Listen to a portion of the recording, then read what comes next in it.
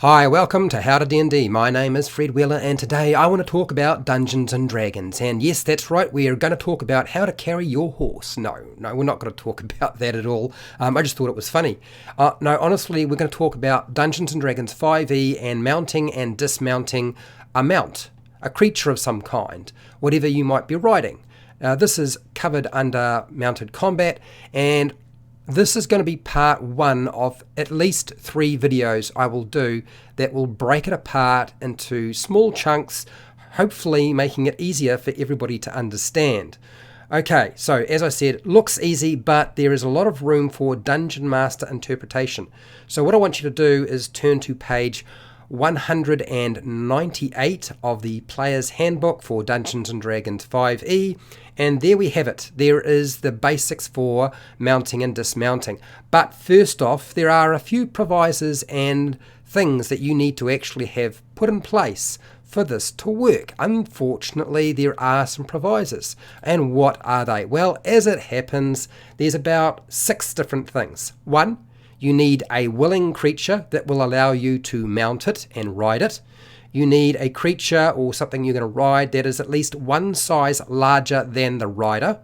You need something that's appropriate in terms of anatomy and biology so you can actually ride it. If there's nowhere to actually sit on the thing, then how can you possibly ride it? It won't work. This mount needs to be trained. The mount needs to have some sort of training, otherwise the creature is just going to kick you off or knock you off and you won't be riding it anymore. You'll be wearing the dust in the ground. Chewing dust, yeah. That's right, so mount must be trained. The DM decides what happens with odd creatures. There are rare and unusual creatures that the Dungeon Master might say, it's too exotic, it's too rare, it's too odd. You can't ride this unless you have some sort of special thing, and they might have a few things you have to, hoops you have to jump through, or they might say you simply can't do it, it's impossible. So, as I said, there are some sort of provisos that sort of say there are certain things you can't do. Now, certain types of creatures, such as a mule, a donkey, a riding horse, would certainly be trained so you could actually ride a riding horse. A war horse that's got training, not necessarily being able to ride something like a mule or a donkey. It might be just designed to be a pack horse of some kind. So there is a little bit of information around there that you need to check with your Dungeon Master. Make sure the creature you are purchasing or trying to ride has had some sort of training. Now, if the mount needs training, does the rider need training? Apparently, the rider doesn't need to have any kind of training. But first off, I'm going to say right now, a lot of Dungeon Masters don't like that idea, and I would suggest you check with your Dungeon Master before assuming that you don't have to do any kind of training to be able to ride a mount. Normally in the game, the assumption is that it's sort of part and parcel of what everybody does. It's like brushing your teeth. In this time or day and age, everybody rode a horse or rode some sort of mount. And everybody brushed their teeth and everybody knew how to wipe their backside. I'm getting a bit weird. Okay, so we'll stop there. Okay, so let's talk about the actual rule and then break down mounting and dismounting for you so you can sort of see how it plays out. Because yes, I do have dice and miniatures, but let's go over the rule first. On page 198 of the Player's Handbook. Mounting and dismounting. Once during your move, you can mount a creature that is within 5 feet of you or dismount. Okay. Doing so costs an amount of movement equal to half your speed. So, for example, if your speed is 30 feet, you must spend 15 feet of movement to mount a horse or whatever creature. Therefore, you can't mount if you haven't got 15 feet of movement left, or your speed is currently 0. In other words, if you don't have half your movement and you're not standing right beside the thing, like right here, then you can't get on it. Okay? You have to have those 15 feet of movement to be able to make it work. All right, so we've got the basics of that worked out. Now it gets more complicated. If an effect moves your mount against its will while you're on it, you must succeed at a DC 10 dexterity saving throw or fall off the mount, landing prone in a space within 5 feet of it. Okay, we got it. If you're knocked prone while mounted, you must make the same saving throw. So whether the creature is moved in some way, or whether you are knocked prone while you're on the horse, so you're basically, as the mount is either pushed or moved, you make the saving throw. If you are knocked prone or moved in some way while on the mount, then you're also going to make the dexterity saving throw. Okay, so we've covered that. That's pretty simple, not very difficult to understand. If your mount is knocked prone, you can use your reaction to dismount it as it falls, okay, and land on your feet. So there's an opportunity to use your reaction to do so. There's no talk about there being a check or dice roll to do that. You can just use your reaction to dismount it if the mount is knocked prone. But what I would say is it doesn't make an awful lot of sense not to include something like the DC 10 dexterity saving throw, particularly since apparently you've got to do this if the mount is moved in some way. So I feel like the mount being knocked prone still classifies as being, okay, this is a situation where the rider is going to still have to make a dexterity saving throw and use their reaction. But there's room for movement and interpretation in the rule as far as I can tell.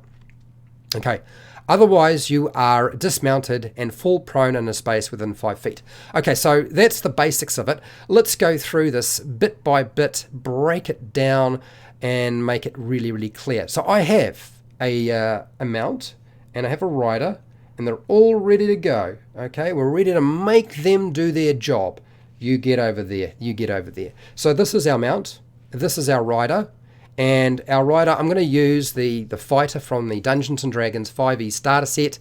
I believe it's the folk hero, and they have a dexterity saving throw of plus 3, I believe it is. Yes, that's right. And a speed of 30 feet. Okay, so if I want to mount this creature, I need to be able to have at least 5 feet left at the end of getting to it. I've got to be within 5 feet to be able to mount it. So 5, 10, 15. Okay, I've used half my movement, and now I can use the rest of my movement and get onto the horse. Ta-da! La-da-da-da-da. That was easy. That was simple. If I want to get off the horse, I need to have at least 15 feet to get off the horse. Now, where do you get off the horse? I've had this come up many times. Where am I allowed to mount the horse? Can I mount it from the back? Can I mount it from the front? Honestly, does it really matter? If you're a dungeon master, there's no facing rules in Dungeons & Dragons 5e, so I don't know why you'd get caught up in all that. I don't think that's really too much to worry about. You know, skilled riders used to be able to mount from all sorts of different positions, not just the side of the horse. Although, yes, normally you mount your horse from the side rather than from the front or the back or somewhere else like that. Okay, so getting off the mount, half your speed. So we've covered that. That was very simple. That wasn't hard at all. Okay, so now I'm on the mount. And suddenly, for whatever reason, somebody hurls a spell at the mount and the rider, and the horse is moved. Shoo. Okay, it's under some sort of effect that causes it to move. You now have to make some sort of dice roll. That's that dexterity saving throw, right? Because you aren't necessarily controlling the mount, and the mount isn't controlling itself, so therefore it's sort of like a shock to the system, which means you grab a 20-sided dice, which I have right here. You roll that. My dexterity saving throw for this is a +3, so I rolled a 14. Okay, 14 plus 3 equals 17, and so I needed to get equal to or greater than the saving throw, the DC saving throw for this, which is a DC 10 dexterity saving throw. So I succeed. So that means I don't fall off the horse. Well, that was nice. Awesome.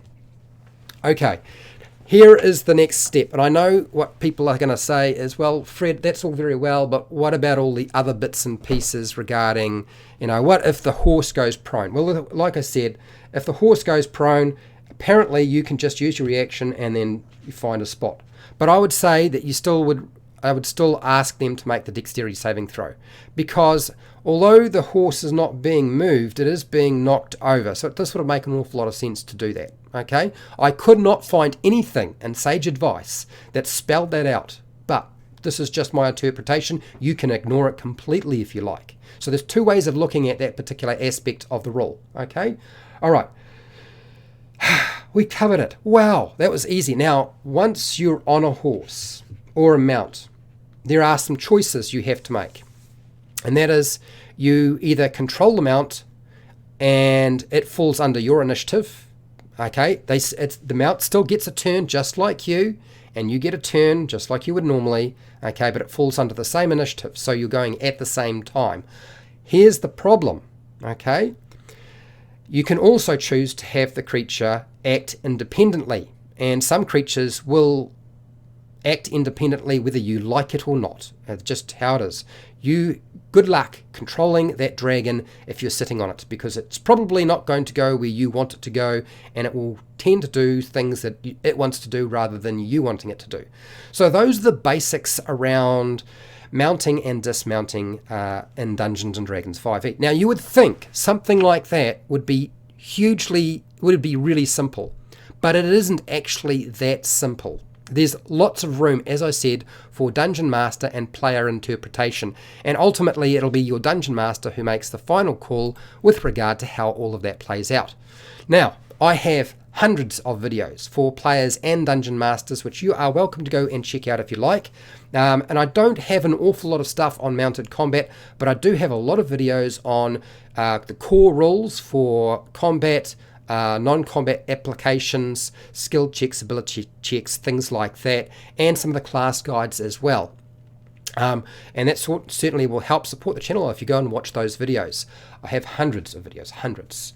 I have a Patreon page where you can support me, get access to the unlisted live streams that nobody else gets access to, and priority on the content that I make right now. Patrons get that privilege. I have affiliate links to the book depository and Amazon where you can buy stuff online, and I get a small commission, and that supports the channel as well. I also have a merchandise shelf with Teespring, and that should be going up pretty shortly with a new set of images. My sense of fun, you might say. Make sure to share, like, and subscribe. Hit the bell button to be notified when I go live and when I publish new videos, and I do a lot of that, so make sure to do that. And hey, till next time, keep rolling those 20s.